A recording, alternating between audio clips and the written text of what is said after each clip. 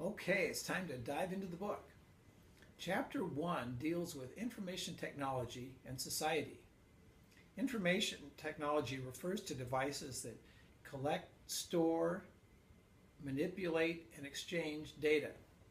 Data could be text, it could be numbers, it could be images, sounds, videos. And I think the perfect example of modern information technology is a smartphone.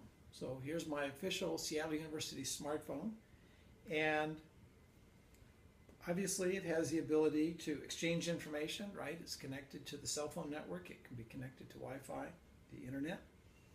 It has the ability to collect information, has a built-in camera, has a virtual keyboard, microphone,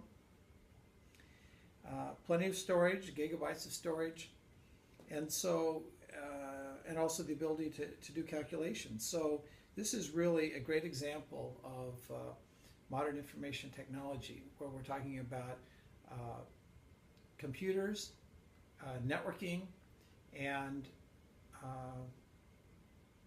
information storage and retrieval.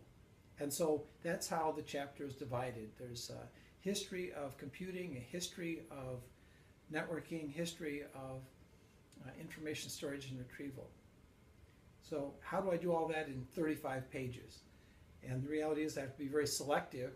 And so what I have really used as my focus is a question that was raised in section 1.1 of the book. And that question is, do we drive technology, or does technology drive us? And the answer is both, really.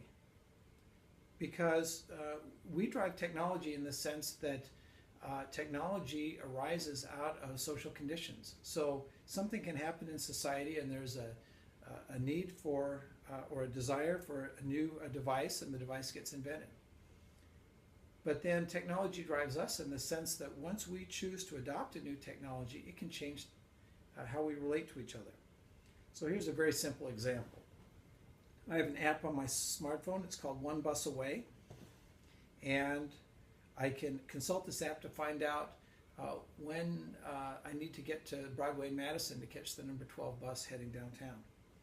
And when I open up One Bus Away, I can see that there is a number 12 bus at Broadway and Madison right now, which means it's too late for me to get there.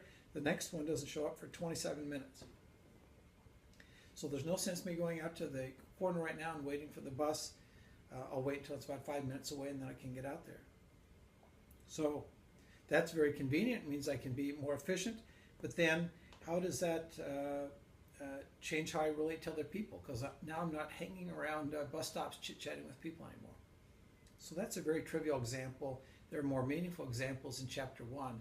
And if when you go through the chapter with this idea in mind, the relationship between societal change and technological change, invention and adoption, then you'll be set up to do the assignment after reading this chapter, where you're going to be coming up with some diagrams illustrating the social technological cycle.